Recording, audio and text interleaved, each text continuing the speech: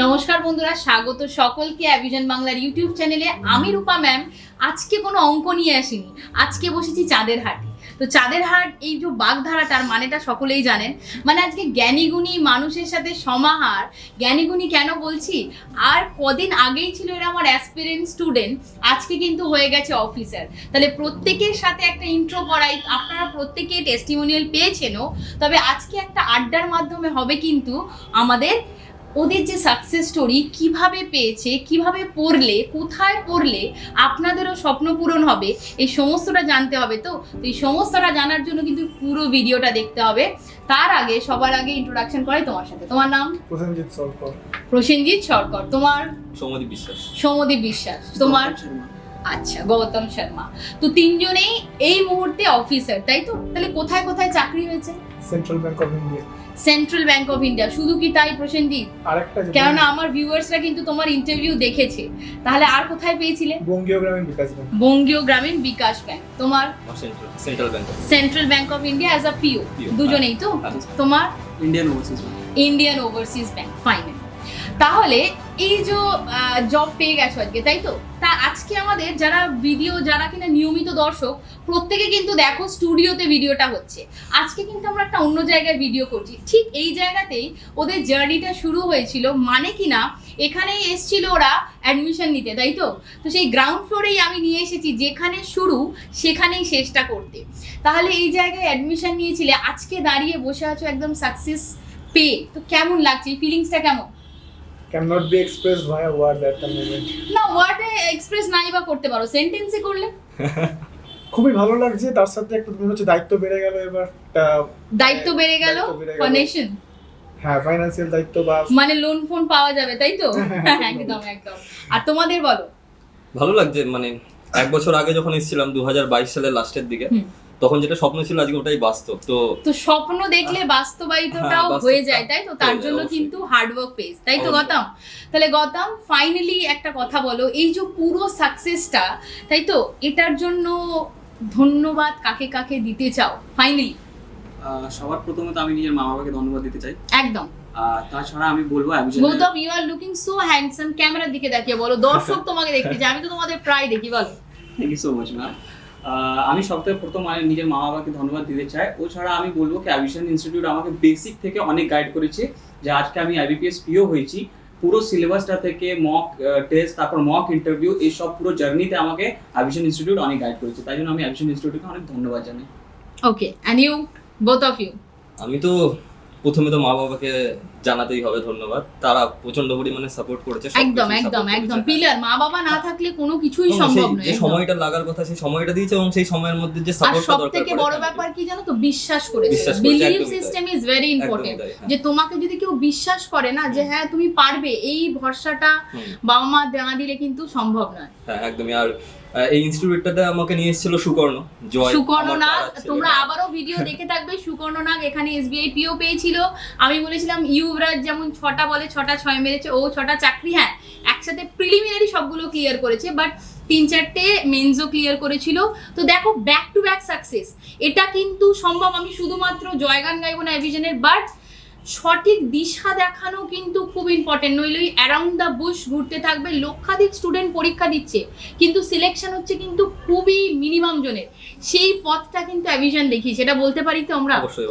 মানে এটা কিন্তু আমি ফোর্স করছি না, আই জাস্ট আস্ক ইউ কি তোমরা দর্শককে বলো। মানে হ্যাঁ ম্যাম বলছে বলে আমি অ্যাভিশনের কথা বলবো তা কিন্তু নয়, কেন আপনারা ব্যাক টু ব্যাক এই ধরনের ভিডিও পান। আর এগুলো to be very honest, this all are not paid video. এদের ইনস্টাগ্রামে অ্যাকাউন্ট, ফেসবুক অ্যাকাউন্ট সব দিয়ে দেবো। পার্সোনালি কথা বলে জিজ্ঞাসা করবেন, ওরা অ্যাভিশনেই পড়তো, ঠিক তো? আচ্ছা, তো প্রসেনজিৎ তোমার কথা? অবশ্যই ওরা যেটা বললো তার সাথে আমি একমত। মা বাবা তো যেটা আপনি বললেন যে বিশ্বাস করেছে, যখন আমি বলছিলাম যে না আমার টাইম লাগবে, একেবারে চাকরিটা হবে না, একটু পড়তে হবে, প্রিলিমস মেইনস এত বড় লম্বা স্টেজ আছে, তখন বিশ্বাস করেছে যে না ছেলে বলছে যখন নিশ্চয়ই করে দেখাবে। আর অ্যাভিশন ইনস্টিটিউট যেটা করেছে, আমি যেটা একটা দিগ্ভ্রান্তের মতন ঘুরছিলাম যে গভর্নমেন্ট জব তো অনেকগুলো হতে পারে, তো সেখানে একটা রাস্তা দেখিয়েছে যে কীভাবে রিক্রুটমেন্ট মানে ইজিলি পাওয়া যায়, কীভাবে জবটা ইজিলি পাওয়া যায়। আর কম্পিটিটিভ ফিল্ডে অবশ্যই যেটা দরকার সেটা ফাউন্ডেশন যেটা স্ট্রং রাখতে হয়, যেটা অবশ্যই অ্যাভিশন ইনস্টিটিউট আমাকে খুব ভীষণভাবে হেল্প করেছে। ও যেটা বললো মক ইন্টারভিউ স্টেজেও হেল্প করেছে, তো অ্যাভিশন ইনস্টিটিউট অবশ্যই একটা ক্রুশিয়াল রোল প্লে করেছে। মানে বলতে পারো কর্ণ কিন্তু সব থেকে বড় ধনুর্বীর ছিল, তাই তো? কিন্তু অর্জুন তো অর্জুনই, কেন বলো তো? সেখানে কৃষ্ণ দাঁড়িয়েছিল, তাই তো? তাহলে সঠিক জায়গায় তুমি তখনই পৌঁছাবে যখন তুমি সঠিকভাবে গাইডেন্সটা পাবে। তো সেটা তোমাদের এভিশন ইনস্টিটিউট দিয়েছে, আই মাস্ট সে। আমরা যদি অর্জুন হয় আপনি তাহলে কৃষ্ণ হবেন। না না, এখানে অনেক কৃষ্ণ আছে, না, না, সমস্ত টিচার অবশ্যই, আছে। কিন্তু এই ইনস্টিটিউটে এসে আপনার থেকেও যথেষ্ট হেল্প পেয়েছি আপনারা। তাহলে আজকে একটা কমপ্লিমেন্ট পেলাম যে লেডি কৃষ্ণ, তাই তো? আচ্ছা ফাইন।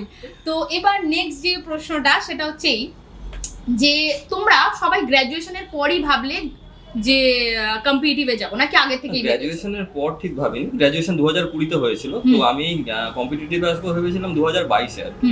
ঠিক আছে, তার মিডিলে আমি একটা চাকরিতে ঢুকেছিলাম। প্রথমত তো ওই টাইমটাতে লকডাউন পিরিয়ড ছিল, তো 2020-21টা কিভাবে গেছে বুঝতেই পারিনি। আর 2022 এসে একটা চাকরিতে ঢুকেছিলাম, একটা সেলস এক্সিকিউটিভের কাজ করতাম ফার্মাসিউটিক্যাল কোম্পানিতে। তো ওইখানে চাকরি করাকালীনই ভেবেছিলাম যে একটা ফার্দার একটা বেটার অপশনের জন্য খাটবো। আর বাড়িতে বলেছিলাম, তখন বাড়ি থেকেও এক কথায় রাজি হয়ে গেছিল যে হ্যাঁ 1 বছর বা 2 বছর টাইম দিয়ে পড়াশোনা করো, তারপরে।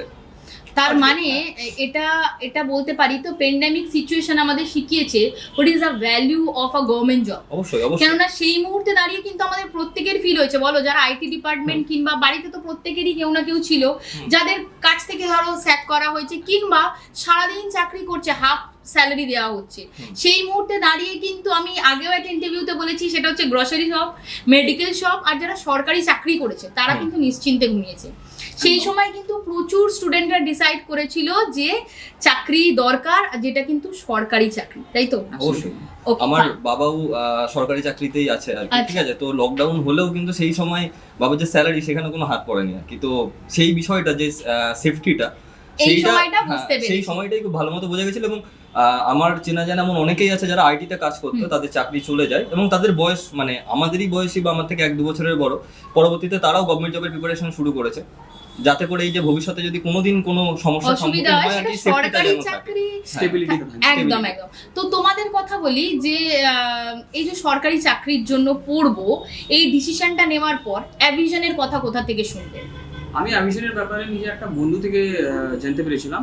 আর যখন আমি ইনফ্যাক্ট আমি যখন অ্যাভিশনে অ্যাডমিশন নিয়েছি, আমি নাইনি, আমার বন্ধু এসে আমার বিহাফে সিট বুক করে গেছিল। বাহ। তারপর কেন কি সে সময় আমি একটা কাজ করছিলাম, তাহলে আমি ওখানে জব করছিলাম, তাই জন্য আমার বন্ধু বুক করে গেছিল। কেন সে সময় আমি বুঝতে পেরেছি কি মানে এই প্রাইভেট চাকরিতে 5,000 টাকা মাইনে আমি কাজ করছিলাম। তাহলে এখানে আমি বুঝতে পেরেছি কি এটা আজকে আছে। And to be very honest, the now scale is of overseas bank. এটা আমরা প্রত্যেকে জানি, কোটেড অ্যান্ড কোটেড কেউ স্যালারি বলে না, but it's range lies between 60K to 70K. Am I right, Gautam? From বলছে বেড়ে গেছে মানে from 5,000 to 70K or more than that, it's possible একমাত্র সরকারি চাকরিতে। আর যদি সঠিক জায়গায় না পড়ো, এই স্বপ্নটা কিন্তু সবাই দেখি আমরা। ইনফ্যাক্ট আমিও বসে আছি, আমিও ভাবছি যদি আমি এমন একটা চাকরি পেতাম। ঠিক আছে, তো সেক্ষেত্রে বলি সঠিক জায়গায় না গেলে কিন্তু স্বপ্নটা স্বপ্নই রয়ে যাবে। ঠিক। তো ফাইনালি এবার তোমরা প্রিপারেশন শুরু করলে কোন ইয়ারে? 2022-এর সেপ্টেম্বর। তুমি? আমার তো 2023-এর জানুয়ারি বলা চলে। আচ্ছা, and you? 2022-এর বিগিনিং এ স্টার্ট করেছিলাম। আমার 2022-এ ফার্স্ট অ্যাটেম্প্ট ছিল, কিন্তু হয়নি সে বছরে আমার। এটা আমার সেকেন্ড অ্যাটেম্পটে চাকরিটা হয়েছে। সেকেন্ড অ্যাটেম্পটে। তোমার? আমার first attempt. First attempt. Your? First attempt. First attempt. তো ফার্স্ট অ্যাটেম্প্ট হোক কিংবা সেকেন্ড অ্যাটেম্প্ট, দেখো যারা ফার্স্ট অ্যাটেম্প্টে পেয়েছে তারা তো একটা এক্সাম্পল সেট করেছে, আর যে সেকেন্ড অ্যাটেম্প্টে পেয়েছে তার জন্য একটা কথা বলি, কম্পিটিটিভ ফেল করছো না তাহলে আবার কেমন? কম্পিটিটিভ ফেল করবে, অ্যাভিশনে আসবে, দেন চাকরিটা কিন্তু তোমার। যেমন এসবিআইতে ফেল করলাম, যেমন এসবিআইতে ফেল করলো, তো কোনো ব্যাপার না। এর পরের বার ডেফিনেটলি দেখো সাকসেসের যে জার্নিটা না, তুমি পৌঁছে গেলে it's a destination, you know, but the way of success, এই যে যাচ্ছ জার্নিটা কিন্তু মনে থাকবে। আজকে তোমার এসবিআই পিওতে হয়নি, ঠিক আছে, বাট তুমি আমাকে এসে একদম বন্ধুরা সত্যি কথাই বলছি, এসে একটা কথাই বলেছে যে ম্যাম আমি ওটা জয়েন করবো না আর একটা জয়েন করবো, কেননা প্রেশার কম থাকবে, ডিউ টু দিস আমি ওটার প্রিপারেশন নিতে পারবো। এই যে জার্নিটা, এটা কিন্তু শিখিয়ে দেয় মানে যে সাকসেসের জার্নি শিখতে হয় নিজের মানে অনুভূতি থেকে। কিন্তু এই কথাটা বলি, এই যে যেমন সুকর্ণর কথাও বললো, সুকর্ণ কিন্তু অনেকেরই ইন্সপিরেশন। সুকর্ণ হয়তো আজকে এখানে নেই, বাট আমাদের মধ্যে আছে, অ্যাভিশনে ও সবসময় থাকবে। ওর ভিডিও দেখে বা ও কথা বলে অনেকেই ইন্সপায়ার হয়েছে। কি প্রসেনজিৎ, তাই তো? ক্লাসে আমি অলওয়েজ বলতাম, এখন তোমরা আমার মানে এক্সাম্পল চেঞ্জ হচ্ছে না, আমাদের অ্যাভিশনে ব্যাক টু ব্যাক হিট দিয়ে যাচ্ছে, যেমন হিট সং হয় সেরকম এত সিলেকশন হচ্ছে। তো এবার এক্সাম্পলের নামটা চেঞ্জ হয়ে ইদার গৌতম অথবা সৌম্যজিৎ কিংবা প্রসেনজিৎ, তাই তো? এবার বলো যারা একদম বিগিনার্স, তোমরাও প্রথমে মেবি অনেকে বিগিনার্স ছিলে কিংবা দিয়েছো পরীক্ষা, যারা একদম বিগিনার্স তারা কিভাবে স্টার্ট করবে? অ্যান্ড সেকেন্ড কোয়েশ্চেন ইজ, যারা বছরের পর বছর দিয়ে আসছে কিন্তু তাদের সিলেকশন হচ্ছে না, তো কি এমন করলে চাকরিটা পাবে? একদম পাতি কথা, এটা হচ্ছে প্রশ্ন। যেটা আপনি বললেন যারা অনেক বছর দিয়ে আছে পাচ্ছে না, এমন কয়েকজনকে আমি চিনি, যেটা আমার মনে হচ্ছে তারা কনসিস্টেন্ট নয়। কনসিস্টেন্ট নয় মানে কনসিস্টেন্সি ইজ দ্য আমি- key of success, can I say this? Yes ma'am.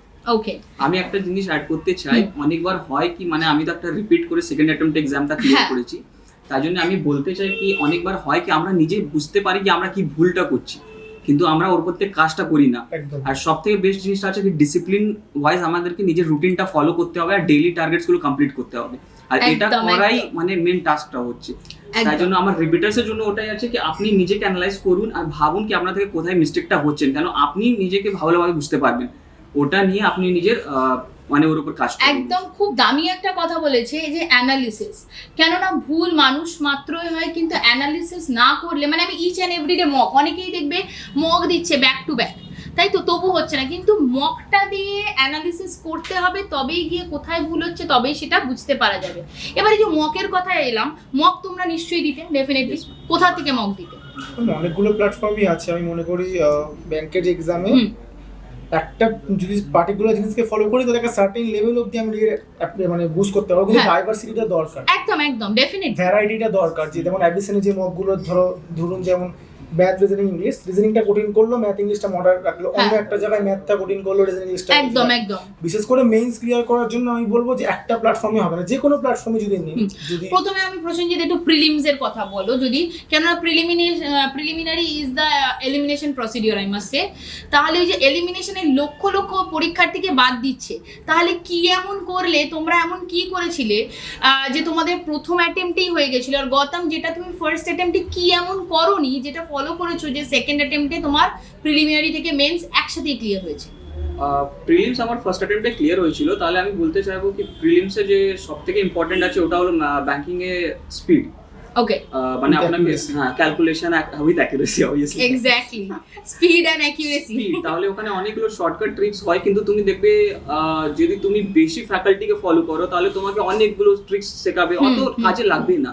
আপনি একটা ফ্যাকাল্টিকে স্টিক করে থাকুন, যেরকম আমি এভিয়েশনকে স্টিক করেছিলাম, ওখান থেকে আমি বেসিকটা স্ট্রং করেছি, তারপর প্র্যাকটিস করে করে নিজের স্পিড আর অ্যাকুরেসিটাকে বাড়িয়ে প্রিলিমসটা ক্লিয়ার করেছি। একদম অবশ্যই, এটা তো আমি সবসময় মানি, মানে অ্যাভিশন থেকে ভিডিওটা যাচ্ছে মানে এই নয়, আমি অলওয়েজ বলি 80-20 রেশিও। 80% ইজ ইয়ার্স, 20% কি বই, অন্যান্য ইনস্টিটিউট কিংবা ইউটিউব, এই সমস্ত জায়গা থেকে। তো সেখান থেকে তুমি ট্রিক্সটা শিখলে, দেখো ট্রিক্সটা শেখানো আমাদের কাজ, কিন্তু অ্যাপ্লাইটা যে তোমরা করেছো সেটা কিন্তু প্র্যাকটিসের মাধ্যমেই এসেছে, তাই তো? আচ্ছা, অনেকেই প্রিলিমিনারিতে 3টে সাবজেক্ট থাকে, আমরা প্রত্যেকে জানি, ইংলিশ, ম্যাথস অ্যান্ড রিজনিং, তাই তো? এই 3টে সাবজেক্টকে তোমরা কি ভাবে করেছো যাতে তোমাদের প্রিলিমিনারিটা খুব তাড়াতাড়ি হয়ে গেছে? ম্যাথ রিজনিংটা মোটামুটি আমার স্ট্রং ছিল, ইংলিশটা আমার খুবই উইক পার্ট ছিল একটা, তো তার জন্য আমাকে আলাদা করে টেক কেয়ার করতে হয়েছিল। এখন ইউটিউবের ডিজিটাল প্ল্যাটফর্ম প্রচুর ভিডিও অ্যাভেলেবেল রয়েছে। আমাদের সেই সময় একটা ম্যাম যিনি আমাদের এখানে পড়াতেন, উনি ছেড়ে চলে গেছিলেন, তো তার অল্টারনেটিভ তখনও কেউ আসেনি বলে আমাকে অল্টারনেটিভ দেখতে হয়েছিল।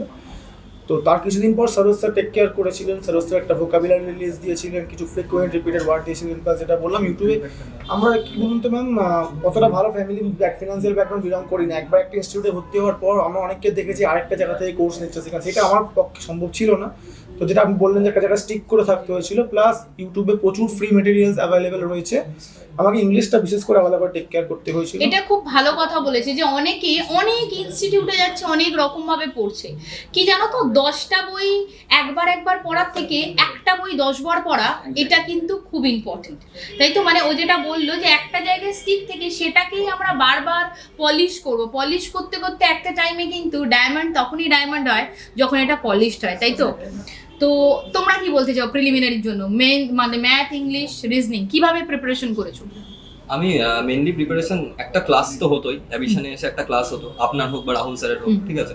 আর সরোজ স্যারের ইংলিশে প্রচুর হেল্প হয়েছে, সরোজ স্যারের যে গ্রামারের যে ক্লাসগুলো হতো আর কি সরোজ স্যারের, সেগুলো থেকে প্রচুর হেল্প হয়েছে, কারণ ইংলিশ একটু উইক ছিলই আমার, হ্যাঁ, ম্যাথস এটা একটু স্ট্রং ছিল। ইংলিশটা উইক নয়, বেসিক্যালি কি হয় যারা ধরো বেঙ্গলি মিডিয়াম কিংবা ইংলিশ মিডিয়াম যেটাই হোক না কেন, কম্পিটিটিভ এর ইংলিশ ইজ কমপ্লিটলি ডিফারেন্ট। পুরো ডিফারেন্স, কারণ গ্রামারের ইংলিশটা আরো কঠিন, হ্যাঁ, কারণ এমন এমন ওয়ার্ড আমি যেগুলো জীবনে শুনিনি, যেমন ফ্লেভার গ্যাস্টেড, আরকে গ্যাস্টিকেট, এইসব ওয়ার্ড আমি যখন একাডেমিকে ছিলাম জীবনে শুনিনি। এইসব হ্যাঁ। ওয়ার্ডগুলো যখন আমার সামনে আসছিল, আমার মাঝখানে মনে হয়েছিল যে আমি এসবিআই ক্লার্কের দিকে যাবো আর কিচ্ছু করবো না, তাও বাইরের স্টেট থেকে ফর্ম ফিল আপ করবো, কাট অফ কমে যায় বলে এতটাই ডিমোটিভেট হয়ে গেছিলাম সেই সময়টা। হ্যাঁ, এটা ঠিক যে ডিমোটিভেটের কথাই আমার মনে পড়লো, যখন প্রথম আমি মক দিতাম, মানে 3 মাস 4 মাস হওয়ার পর যখন সিলেবাসটা 50% 60% যখন শেষ হয়, আর পরীক্ষাও তখন 2-3 মাস বাকি ছিল, আরআরবি পিওর যে পরীক্ষা ছিল, তো তখন এরকম হতো যে মক দিচ্ছে কিন্তু নাম্বার আসেনি, তো অনেক সময় ডিমোটিভেটেড লেগেছে যে কি হচ্ছে না হচ্ছে। কিন্তু একটা বিষয় ছিল যে লেগে থেকেছি, মানে আজকে মক দিলাম,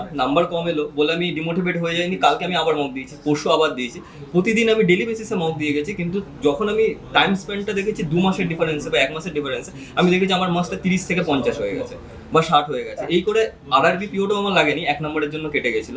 কিন্তু আইবিপিএস পিও যখন আসে, আইবিপিএস পিওতে প্রচুর নাম্বারের লিড নিয়ে, প্রিলিমসে প্রচুর নাম্বারের লিড নিয়ে বেরিয়ে যায়, কারণ তার আগে 4 মাস বা 5 মাস একটা সিঙ্গেল দিন যায়নি যেদিন আমি মক দিইনি আর কি। মানে আমার যতই কাজ থাকুক, যেখানেই সেটা যাওয়া আমরা থাকুক, দেখেছি, মানে মিনিমাম একটা মক আমাদের দিই। ল্যাবে এসে তুমি সারাদিন মক দিতে, আর যেটা হার্ড ওয়ার্ক অলওয়েজ পেজ। একটা সময় তো ভীষণ ডাউন ফিল হতো, মানে ভীষণ ভাবে 7টা ডাউন ভুল হচ্ছে, 7টা ইংরেজিতে।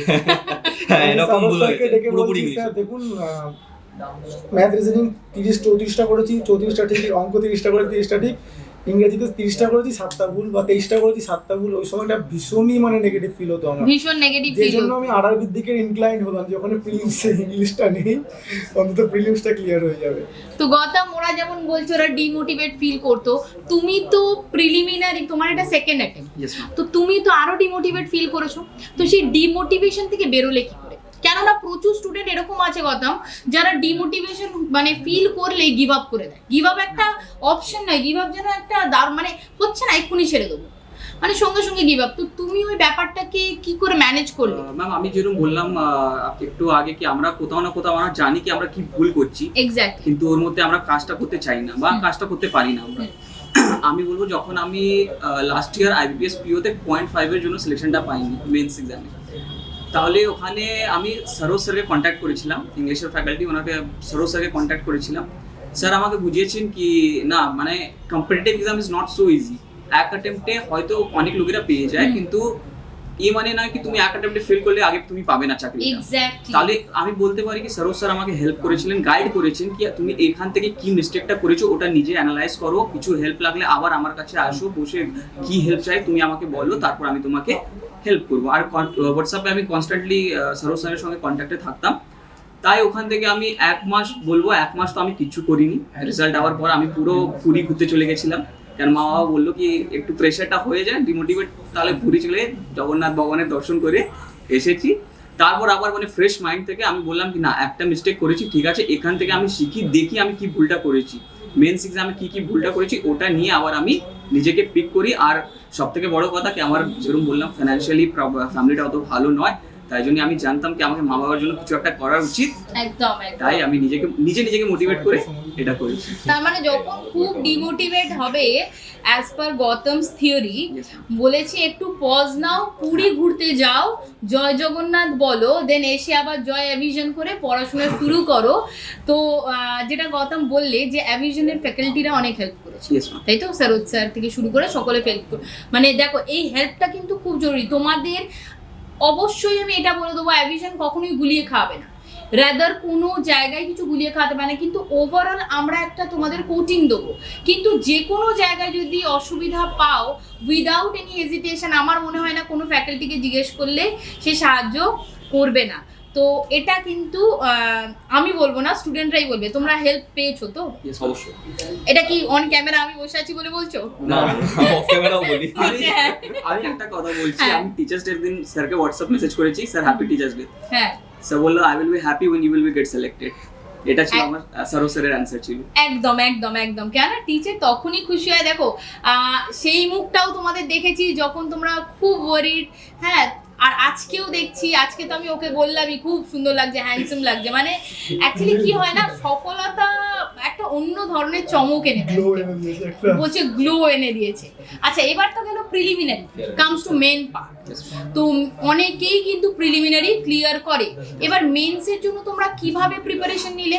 প্রিলিমিনারি রেজাল্টের পর আমার যতদূর মনে হয় 20 দিন মতো বা 25 দিন মতো ম্যাক্সিমাম পাওয়া যায়। তো এই 20-25 দিনে কেউ এরকম হতে পারে কি, ধরো একদমই পড়লো না, 20-25 দিন পরে ক্লিয়ার হলো? সেটা বলতে পারবো না, Means- এটা হয়তো এক্সেপশন হতে পারে, বাট হ্যাঁ। আমি প্রথম থেকে প্রি মেইনস একসাথে নিয়ে চলেছিলাম ফ্রম দ্য ভেরি বিগিনিং।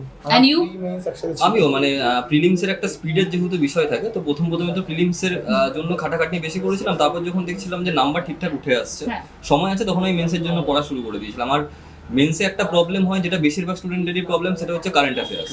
ঠিক আছে, এই কারেন্ট অ্যাফেয়ার্সের যে বিষয়টা হয়, যেটা আমার ক্ষেত্রেও হয়েছে এবং অনেকেই করে, যে গাফিলতি করে দেয় কিছুটা কারেন্ট অ্যাফেয়ার্সে, পরে পড়ে নেবো এই ভেবে বা পরে মেকআপ করে নেবো এই ভেবে, কিন্তু যখন প্রিলিমসটা শেষ হয়, মেন্সের ওই 20-25 দিনই থাকে, ওইটুকুনি টাইমের মধ্যে সত্যি কথা বলতে কারেন্ট অ্যাফেয়ার্স হয় না। ঠিক আছে, মানে হয় বলতে 1 মাস বা 2 মাস আচ্ছা পড়া যায়। কতদিনের কারেন্ট অ্যাফেয়ার্স তোমরা প্রত্যেকে পড়েছো? কারণ তোমরা প্রত্যেকেই সিলেক্টেড ক্যান্ডিডেট, সবারই একটা সেই মিডিয়ান মোড থাকবে, তো কমন ব্যাপারটা কত মাসের জন্য খুব ইমপ্যাক্ট ফেলবে? আমি মনে করি 4 মাস যদি ডেইলি পড়া যায় তাহলে 40-এ পরীক্ষা হলে অন্তত 25 প্লাস তুলে আনা যেতে পারে, এবং এটা সে এনাফ। এবার কারো যদি ম্যাথ রিজনিং উইক থাকে তাহলে তাকে 6 মাস পড়তে হবে, কারণ তাহলে তাকে 35 এর কাছাকাছি যেতে পারবে। আচ্ছা এটা খুব দামি কথা বলেছে, বলছে ম্যাথ আর রিজনিং কারোর যদি উইক থাকে, কেননা দেখো এখানে আমরা কেউ ম্যাথসে বা রিজনিংয়ে বা ইংলিশে পিএইচডি করতে আসি, আমরা এক্সাম ক্র্যাক করতে এসি, তাই তো? তো সেক্ষেত্রে সাবজেক্ট উইক থাকতেই পারে, কেননা কেউ একটা অন্য সাবজেক্টে স্ট্রং, মানে ডেফিনেটলি অন্য পার্টটা তার উইক হবেই। মেইনস তাহলে আরো যদি- কঠিন আছে, প্রচন্ড কঠিন আছে। প্রচন্ড কঠিন বলছে, তো তোমরা তো প্রচন্ড কঠিন Mains এর, পথটা হ্যাঁ, পেরিয়ে mains- গেছো। মেন্সের আইবিপিএস ক্ষেত্রে পিও প্রিলিমস আমি বলবো আইবিপিএস পিও প্রিলিমস ইজি, সবথেকে ইজি যদি কোনো প্রিলিমস ক্লিয়ার করা হয় সেটা আইবিপিএস পিও প্রিলিমস। তাহলে দর্শক বন্ধুদের বলে দাও যে কোন পরীক্ষাটা তোমার মতে খুব ইজি, মানে ইজিলি ক্র্যাকেবল? আইবিপিএস পিও প্রিলিমসটা ইজিলি ক্র্যাকেবল, বাট মেইনসটা তার থেকেও বেশি কঠিন। তার থেকেও বেশি সহজ? কঠিন। কঠিন, আচ্ছা ফাইন। এন্ড আমার অ্যাজ তো পার ইউ? আইবিপিএস পিওই বেরিয়েছে, ফলো তো এটাই বলতে হবে। আর না, তবুও তবে হ্যাঁ, বিভিন্ন পরীক্ষা তো দিয়েছো। আইবিপিএস পিওতে আমি যখন অ্যাটেম্প্ট, মানে পরীক্ষার আগে হোক বা পরীক্ষার পরে হোক, রিজনিং এ আমার আইবিপিএস এ এসেছিল 9, ঠিক আছে, কত মার্কসে ছিল 60, তাই না? রিজনিং এ 60 মেইনস 9 মেন্সে হ্যাঁ, হ্যাঁ। 9 পেয়েছিলাম, ঠিক আছে। তো মেন্সে যখন, মেন্সের যে কোশ্চেন স্ট্যান্ডার্ড এমন হয়, লোকজন বেরিয়ে বলছে যে 5 বা 6 পাওয়াটা অনেক ভালো অ্যাটেম্প্ট, ঠিক আছে, একটু লাকি বলতে তবে- হবে, এবার অঙ্কটা খুবই ইজি হ্যাঁ, ছিল। এবার অঙ্কটার উপর মার্কস উঠেছিল, ইংলিশে দেখো এসেছিল। এই যে কথাটা বললে না, লাকি বলে কিছু হয় না, জানো তো? প্র্যাকটিস এতটাই করেছো কি তোমাদের ওটা মনে হয়েছে সহজ, তার জন্য ওটা লাকে কনভার্ট হয়েছে। লাক বলে কিছু হয় না, যদি তুমি নিজেকে ফেভার করো লাকও তোমায় ফেভার করবে, কেননা লাকি বলে অ্যাকচুয়ালি ওয়ার্ড হয় না, হয় হচ্ছে হ্যাঁ সরকারি চাকরিতে একটু বলতে লাক পারো, একটু থাকে। খানিকটা লাক ফেভার করতে পারে, কিন্তু বিলিভ মি যার ধরো 0.5, 0.25, 0.13 জন্য হচ্ছে না, সেক্ষেত্রে আমি বলবো ওটা হচ্ছে ডোর স্টেপের ঠিক আগের পদক্ষেপ, আর একটু গেলেই হয়ে যাবে, তখন লাক তোমাকেই ফেভার করবে। আই মাস্ট সে হতে পারে হচ্ছে তুমি মানে অল ইন্ডিয়া টপারও হতে পারো, তাই তো? তাহলে মেন্সের পার্টটা তোমরা বলছো 4 মাসে তখনই পড়তে যখন হচ্ছে গিয়ে you are good in maths and reasoning, তখন তোমার 25 প্লাস, অ্যান্ড 6 মান্থ ফর যদি তুমি একটু উইক হও তখন 6 মাসে। তবে এই বছর কারেন্ট অ্যাফেয়ার্সে যেটা দেখা গেছিল যে বেশিরভাগ প্রশ্ন যেটা হচ্ছিল আগের মাস বা তার আগের মাস, গত 2 মাসে প্রচন্ড পরিমাণে কোশ্চেন আসছিল, খুব stress 40টার ছিল। মধ্যে হ্যাঁ 20-25টাই প্রায় গত 2 মাস 2.5 মাস থেকে এসেছিল, এবং বাকি 6 মাস আগে বা 5 মাস আগের কোশ্চেন এসেছিল, একটা দুটো করে এসেছিল, এরকম হয়েছিল। তো বলবো যদি কেউ অন্যান্য জায়গায় যদি বেশি স্ট্রং পয়েন্ট থাকে, তাহলে সে যদি পাস্ট পরীক্ষার আগে 3 মাস যদি সে খুব ভালো মতো পড়ে নিয়ে যায় তাহলে খুব ভালো হয়। তবে কারেন্ট অ্যাফেয়ার্সটা ডেলি পড়া উচিত, প্রতিদিনেরটা প্রতিদিন পড়ে নেওয়া উচিত, কারণ পরীক্ষার আগে গিয়ে পড়তে গিয়ে আমরাও হাবুডুবু খেয়েছি, বিশেষত আমি প্রচন্ড পরিমাণে হাবুডুবু খেয়েছি। কারেন্ট অ্যাফেয়ার্স পড়বো না, টাইপিং করবো, আমি কিছুই বুঝতে পারছিলাম না, কারণ আইবিপিএস পিওতে টাইপিং হ্যাঁ, ঠিক থাকে। descriptive part একটা থাকে। খুব ভাইটাল পার্ট প্লে করে। তার মানে বলছো যে একদম যখন প্রিলিমিনারির জন্য স্টার্ট করছো, কিছুদিন বাদে যখন তোমাদের বেসিকটা ক্লিয়ার হয়ে যাচ্ছে, দেন কিন্তু মেন্সের পড়াটা পাশাপাশি তোমাকে একসাথে চালাতে হবে, তাই তো? একদম। এইবার মেন্সটা শেষ হলো, মেন্স দেওয়ার পর ফিল হচ্ছিল যে ক্র্যাক হয়ে যাবে? হ্যাঁ ম্যাম, হ্যাঁ ম্যাম কনফিডেন্স ও- ছিলাম এবার confidence পরীক্ষার ছিলাম। পর প্রচন্ড কনফিডেন্ট ছিলাম যে হয়ে গেছে মেন্স, ঠিক আছে, কিন্তু বিষয়টা হচ্ছে আমাদের রেজাল্ট প্রচুর ডিলে করেছিল, 2 মাস 2.5 মাস ডিলে করেছিল। প্রেসারে পড়ে গেছি আমরা এতটাই পরের দিকে প্রেসার পড়ে গেছিলাম যে পরীক্ষার রেজাল্টের আগের দিন মনে হচ্ছিল মনে হয় হবে না।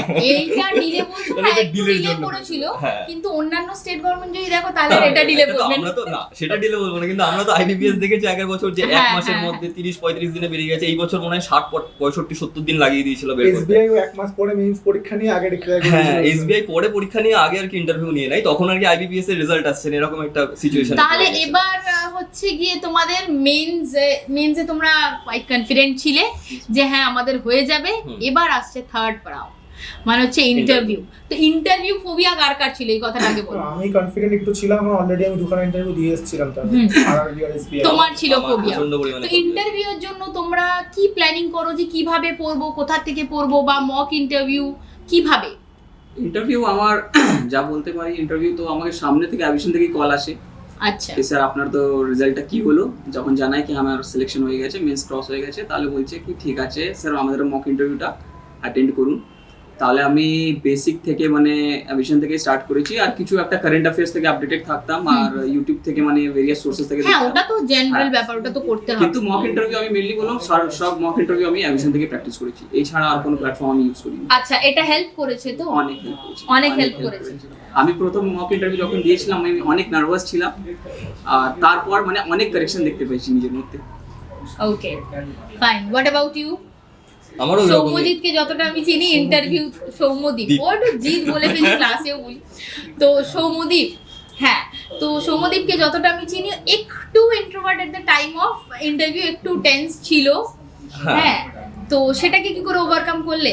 আমার ওই মানে এতটা বড় একটা স্টেজে এসে ইন্টারভিউ দেওয়ার মতো পরিস্থিতি আগে তৈরি হয়নি, কারণ আমি জানি যে এই দিনটাতে যদি আমি ভালো করে পারফর্ম করি তাহলে আমার একটা চাকরি হয়ে যাবে, আর নইলে আবার একটা বছর আমাকে আবার গ্রাইন্ড করতে হবে Back to এখানে এসে। basics. হ্যাঁ ওটাই, তো এই কারণে একটা নার্ভাস আমি ছিলাম। তবে ওই পরীক্ষার হলে ঢোকার আগে আমি পুরোপুরি আর কি মাইন্ড ফ্রি করে দিই, মানে আর কিছু ভাবিনি, ভেতরে যাব যা হবে দেখা যাবে, আমাদের এরকম একই একটা ভেবে সাথে চলে ছিল। গেছিলাম। একই সাথে একই সাথে ছিল, একই দিনে ছিল, Okay. ওর আর আমার প্যানেল আলাদা ছিল, তো কিন্তু তোমরাও একই কি দিনে। অ্যাভিশন ইনস্টিটিউট হ্যাঁ, থেকে হ্যাঁ, মক ইন্টারভিউ দাও? ওইখান থেকে ইন্টারভিউ দিয়েছিলাম। প্রথম দিন মনে আছে ইন্টারভিউ দিতে গিয়ে অবস্থা আমার পুরোপুরি আমি ঘেমে একাকার করে দিয়েছিলাম, কিন্তু পরে ওই যে দেখো কথা ওগুলো বলার যে- প্র্যাকটিস ম্যাচ। হ্যাঁ হ্যাঁ ঠিক আছে, অ্যাভিশন তোমাকে প্র্যাকটিস থেকে শুরু করে ফাইনাল লেভেল পর্যন্ত নিয়ে যাওয়ার জন্য সমস্তভাবেই সাহায্য করে। আমি বলবো না যে প্রত্যেকের 100% ফুলফিলমেন্ট আসে, বাট থিং ইজ দ্যাট চেষ্টা করে, আর সাথে তোমাদের চেষ্টা তো লাগবেই, তাই তো? আমাদের 20 তোমাদের 80, তবেই তো মিলিয়ে 100টা হবে, তাই তো? হ্যাঁ, ফাইনালি ইন্টারভিউ হলো। আচ্ছা, তো ইন্টারভিউ তোমাদের তো যেহেতু এসবিআই কার হচ্ছে গৌতম তোমার তো না না, গৌতমের SBI এসবিআই না, সরি এর আগেই অ্যাকচুয়ালি একটা ইন্টারভিউ নিয়েছিলাম তো তোমাদের যেহেতু জিডি ছিল না, অনলি পিআই পার্ট ছিল। Yes ma'am. আচ্ছা, তো পিআই পার্টটা হয়ে যাওয়ার পর তোমরা কি ফিল করলে যে এবার চাকরিটা পেয়ে গেছি বেলা শুনছো?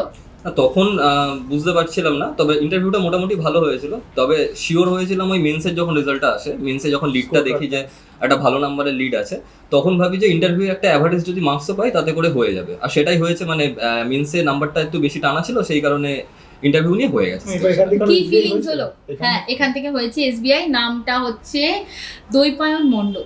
আচ্ছা, এর পরেরটা তোমাদের হবে, ঠিক আছে? আবারও চেনা মুখ নিয়ে আসবো। তো এরপরে হচ্ছে যখন রেজাল্টটা দেখলে কি ফিল হলো? আমি তো 4 বার রেজাল্টটা দেখলাম নিজে। আমি প্রথমে মানে- বিশ্বাস করিনি। প্রথমবার যখন আমি রেজাল্টটা দেখলাম তাহলে ওটা লোডিং নিচ্ছিল, হ্যাঁ। আমি নার্ভাস হয়ে গেছি, আচ্ছা, ইনভ্যালিড ক্রেডেনশিয়ালস। তারপর আবার আমি চেক করছি, আবার দেখছি we are glad to inform you এভাবে এসেছে। ওই উই আর গ্ল্যাডটা খুব আমি ওই ইন্টারভিউর আগে একটা জিনিসই ভাবছিলাম, যখন আর কি খুলবে, মানে পুরোটা উইন্ডোটা খুলবে আর কি, তখন তো জুম করে দেখতে হয়, মোবাইলে খুলে দেখছিলাম। তখন আমি একটা জিনিসই ভাবছিলাম যেন নিচে অনেক লেখা থাকে, কারণ আমি ইউটিউবে দেখেছিলাম যে যাদের সিলেকশন হয় তাদের অনেক কিছু লেখা থাকে, একটা বড় ঠিক, করে ঠিক, লেখা থাকে ঠিক। কোন ব্যান্ড, আর তার নিচে অনেক কটা পয়েন্টে লেখা থাকে, আর যাদের লেখা থাকে না সরি। হ্যাঁ সরি, এই আমি ভাবছিলাম যেন বড় কিছু ভেরি লেখা স্কেরি। আমি কিন্তু ফার্স্ট 3টে বারই দেখেছিলাম উই আর গ্ল্যাড, ব্যাস বুঝে হ্যাঁ, গেছি। এবং আমি ওই দিন আমার মনে আছে কম করে 4-5 বার আমি বারেবার খুলেছিলাম, কারণ মনে হচ্ছিল যে সত্যি সত্যি ঠিক দেখেছি তো, হ্যাঁ, হ্যাঁ। ভুল দেখাইনি তো, সাইডে কোনো প্রবলেম হয়নি তো। আমি সেদিন রাত অবধি দেখেছি, হ্যাঁ। বাবাকে বলেছি, বাবাকে বলার পরও আমি চেক করছি কি বাবাকে ঠিক বলছি তো আমি। তার মানে দেখো বন্ধুরা, আজকে যারা খুব হাসছে আমি কিন্তু তাদের সেই টেন্স মুখটা দেখেছি, ঠিক আছে? তো তো তারাই চড়াই উতরাই পেরিয়ে আজকের এই দিনটা যে দেখছে, হ্যাঁ বলবো না এই পাথটা খুব easy, but thing is that যদি কোনো স্বপ্ন দেখো সেটা পূরণ করার একমাত্র দায়িত্ব তোমার। সেটার জন্য কিন্তু প্রচুর পরিশ্রম করতে হবে, পরিশ্রমের বিকল্প কিছু নেই। অনেক আগে একটা কথা বলেছি, ডিসিপ্লিন, ঠিক আছে? তো ডিসিপ্লিন এমন একটা জিনিস যেটা শুধুমাত্র তোমায় সফলতার দোরগোড়ায় পৌঁছায় তা কিন্তু না, তোমাকে একটা বেটার ভার্জন করে তোলে। মানে তুমি হয়তো নিজেকেই চিনতে পারবে না, specially to be very honest, Prosenjit mind করো না, আমি তোমার এক্সাম্পল দিই। হল 1-এ ক্লাস হতো, এই ছেলেটি আমায় বলেছিল, ম্যাম আমি না ম্যাথ ইংলিশে খুব উইক। হ্যাঁ, তো যেটা বলছিলাম বেসিক্যালি ও যেটা আমাকে বলছিল যে ইংলিশে একটু উইক, তাই তো? কিন্তু দিনের শেষে দাঁড়িয়ে discipline and practice makes and perfect তোমাকে একটা বেটার ভার্জন তৈরি করবে। তোমার যেগুলো প্রতিকূলতা দেখবে প্র্যাকটিস করতে করতে কবে তুমি তোমার প্রতিকূলতাটাকে অনুকূলতায় মানে পরিণত করে দিয়েছো তুমি নিজেও হয়তো বুঝতে পারবে না। তাহলে ফাইনালি তোমাদের কাছ থেকে একটা জিনিস জানতে চাই, সেটা হচ্ছে অ্যাভিশন ইনস্টিটিউট এর সম্পর্কে কি বলতে চাও? ম্যাম, যেরকম আপনাকে আমি স্টার্টিংয়েই বললাম, অ্যাভিশন একটা অনেকই গাইড প্রোভাইড করেছে আমাদেরকে। যেরকম আপনি বললেন কি অর্জুন একটা অনেক বড় ছিলেন, মানে একটা, কিন্তু যদি কৃষ্ণ ভগবান না থাকতেন ওনার সঙ্গে তাহলে উনি হয়তো মহাভারতটা জিততে পারতেন না। সেই কথাটাই আমরা, মানে যদি প্রপার গাইডেন্সটা না পেতাম, যে আমাদেরকে অ্যাভিশনটা দিয়েছে, যদি এটা আমরা না পেতাম তাহলে হয়তো আমরা এক্সামটা ক্র্যাক এত ইজিলি করতে পারতাম। King maker, the king maker, the ultimate king maker. তো হু আর দ্য কিং? অবশ্যই, মানে যে সাকসেসটা এসছে ওই যে 20%, ঠিক আছে, যে গাইডেন্সটা দরকার পড়ে সেটা এখানকার যে সমস্ত স্যার ম্যামরা ছিল, আপনি তো নিজেই ছিলেন, ঠিক আছে, তো স্যার ম্যামরা ছিল, ওরা যথেষ্ট ভালো মতো আর কি সেই গাইডটা আমাদের করতে পেরেছে। নইলে গাইডটা মানে গাইডেন্সটা লাগে কেন, যাতে আমরা খুব তাড়াতাড়ি একটা সাকসেস পেতে পারি, ঠিক আছে? তাই নয়, দেখো সাকসেস তোমরা এমনিই পেতে, টু বি ভেরি অনেস্ট বলছে হয়তো একটু কোটিং দিয়ে। গাইডেন্সটা প্রয়োজন একটা ওভারঅল কোটিং। সেকেন্ড হচ্ছে যখন তুমি খুব ডিপ্রেসড হয়ে যাও না, ওই পিঠে হাত দিয়ে বলার জন্য একটা লোক চাই যে হ্যাঁ হয়ে যাবে, নেক্সট বার তোমার হবে। তো এই বিশ্বাসটা কিন্তু রাখলে কিন্তু অনেকটা পুশ করে দেওয়া হয়। যদি আমি তোমাকে বলি না হওয়ার থাকে না, হবে না, না হবে না, তাহলে কিন্তু তুমি অনেক বেশি ভেঙে পড়বে। তো সেটা আমার মনে হয় যে কোনো ইনস্টিটিউট কিংবা যে কোনো ফ্যাকাল্টিরা চায় সবসময় তোমাদের সফলতা আসুক।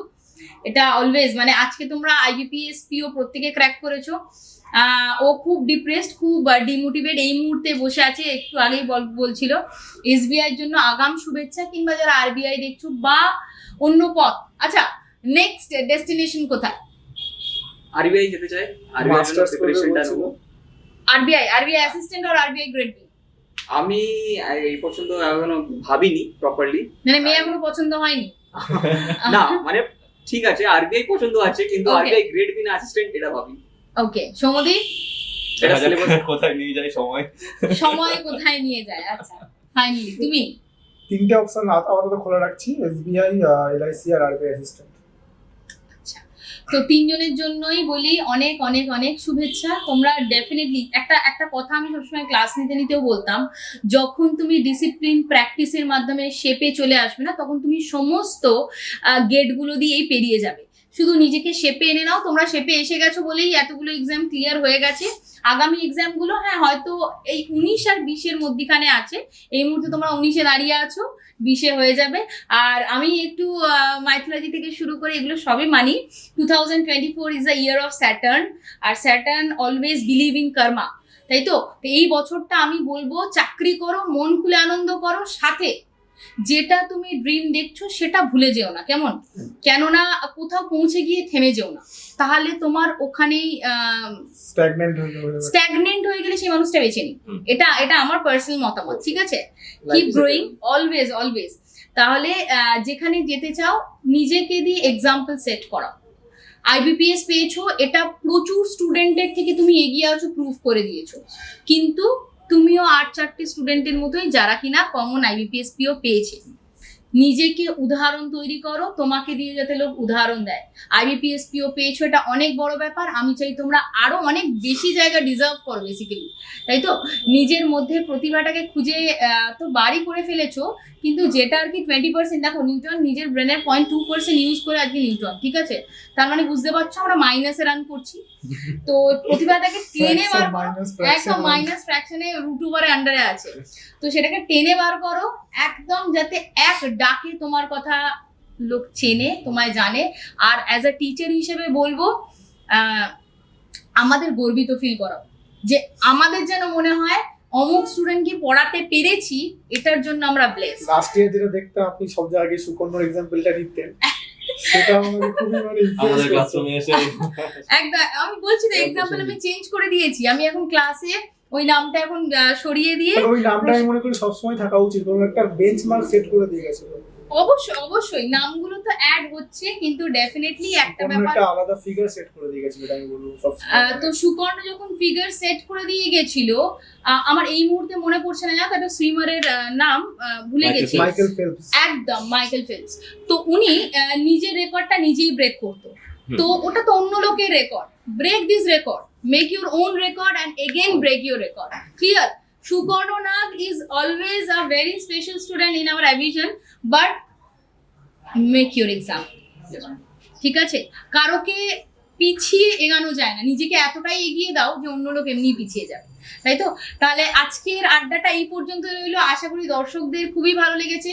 যদি কোনো প্রশ্ন থাকে কমেন্ট বক্সে কমেন্ট করে জানিও। এই স্টুডেন্টগুলো আমার খুবই ক্লোজ, আমি ওদের পার্সোনাল মতামত নিয়ে তোমাদের মানে রিপ্লাই করে দেবো কি জানতে চাইছো। আর যদি শুভেচ্ছা ওদের আগামী জীবনের জন্য, প্রত্যেককে আমি চাইবো কমেন্ট বক্সে ওদের কংগ্রাচুলেশন জানিও, কেননা শুভেচ্ছা খুব ইম্পর্টেন্ট রোল প্লে করে, কেননা ব্লেসিংস দিনের শেষে দাঁড়িয়ে খুব খুব খুব ইম্পর্টেন্ট। তাহলে প্রত্যেকে ভালো থেকো, সুস্থ থেকো, চাকরি জীবন তোমাদের খুব ভালো কাটুক, আর সফলতা তোমাদের পাথেও। অ্যাভিশনের শেষে এইটুকুই বলতে চাই, থ্যাংক ইউ সো মাচ। অ্যাভিশন উইথ ইউ। আসো, এই সিটগুলো তোমাদের জন্য ফাঁকা আছে, চাকরিটা পেতে হবে তো নাকি? কোনদিন ঘুরতে ঘুরতেই চলে এসো আমাদের অ্যাভিশন কলকাতা, শিয়ালদা, মৌলালির মোড়ে, একদম ঘুরতে ঘুরতে চলে এসো। দেখো হয়তো ওই ঘোরাটাই তোমাদের কিন্তু জীবনের একদম চরম একটা ডিসিশন হয়ে দাঁড়াবে, যে ভাগ্যিস এসেছিলাম তাই আজকে আমি এখানে। আর কিছু বলবো না, আজকে এইভাবেই শেষ করছি। আশা করি তোমাদের ভিডিওটা ভালো লাগবে। ভালো লাগলে লাইক করো, চ্যানেলটিকে সাবস্ক্রাইব করো, আর বন্ধুদের সাথে শেয়ার করতে ভুলো না কিন্তু। Thank you so much. Thank you.